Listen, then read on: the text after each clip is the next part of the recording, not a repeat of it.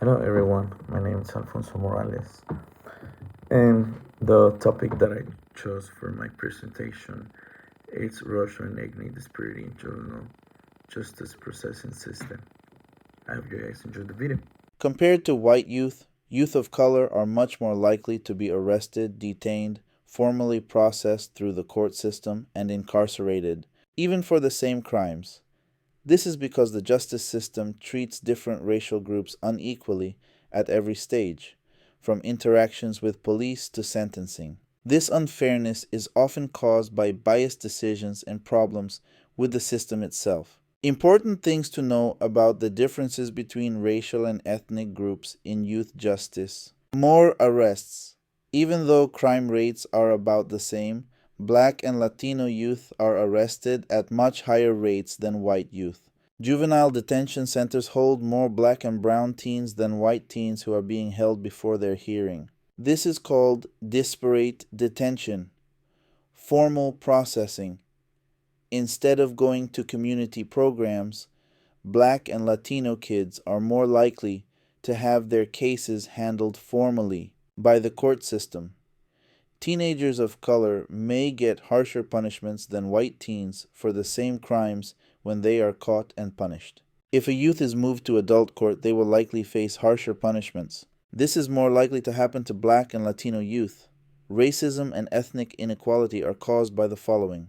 Law officials may stop, search, and arrest young people of color more often because of racial stereotypes. Disparities in socioeconomic status. More kids may be in trouble with the law because of higher rates of poverty and less access to resources in communities of color. A judge, a prosecutor, or another legal worker may make decisions based on unconscious biases that affect different parts of the process. Different rules. Some rules in the youth court system might affect kids of color more than other kids of color. It's possible to fix differences by getting and analyzing the data. Keep an eye on data about race and culture in the juvenile justice system on a regular basis to find trouble spots. The main social and economic problems that make crime more common in communities of color need to be fixed through community based solutions. Setting up programs that keep kids out of the official court system and instead help them in their communities is called diversion. Staff in law enforcement and youth justice should get cultural competency training to help them understand other cultures and be less biased. Improving the juvenile justice system's laws and procedures that lead to racial differences is an example of policy change. According to the Office of Juvenile Justice and Delinquency Prevention, there are multiple programs and initiatives that aim to reduce racial and ethnic disparities in juvenile justice, including Center for Reducing Racial and Ethnic Disparities in Juvenile Justice, a new center funded by the Office of Juvenile Justice and Delinquency Prevention, OJJDP, that will help states and territories comply with the Juvenile Justice and Delinquency Prevention Act.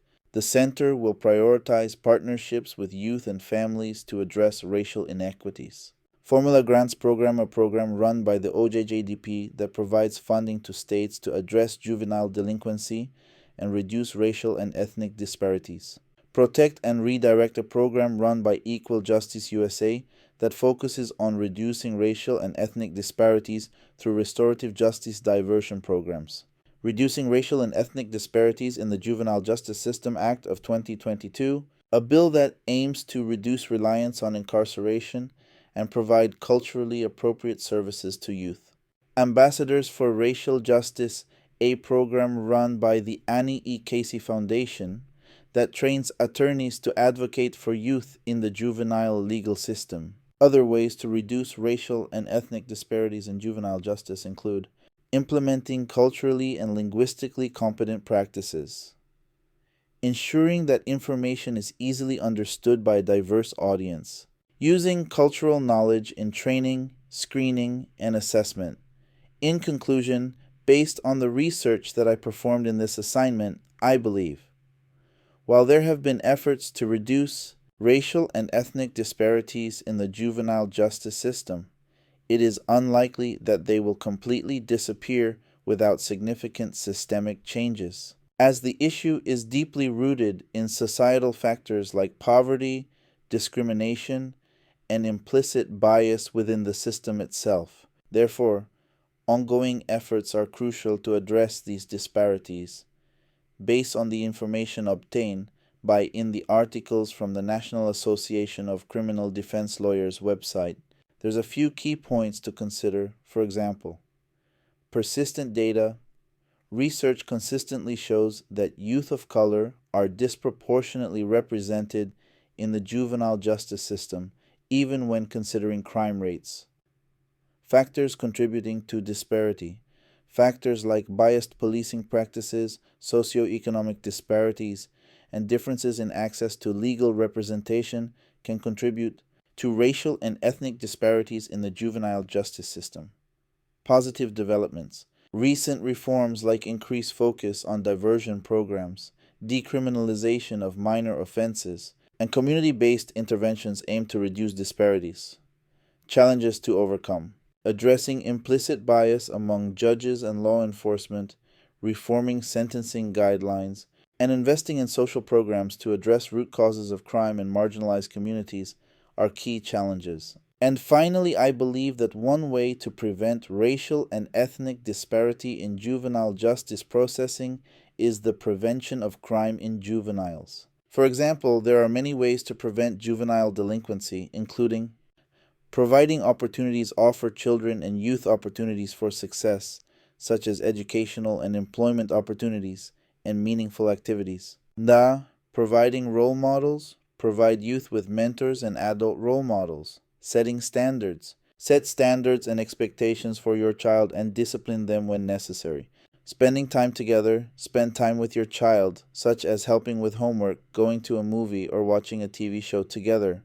Participating in programs. Participate in programs that can help prevent juvenile delinquency, such as after-school recreation programs, mentoring programs, and social competence promotion programs. Strengthening schools and families. Strengthen the institutions of school and family, such as through smaller class sizes, tutoring, and cooperative learning. Involve the community in identifying problems and determining appropriate tactics and measures of success. Using cognitive behavioral therapy, use cognitive behavioral therapy, CBT, to help children and adolescents identify and change dysfunctional beliefs, thoughts, and patterns. Thank you very much, and I really hope you guys enjoyed my presentation.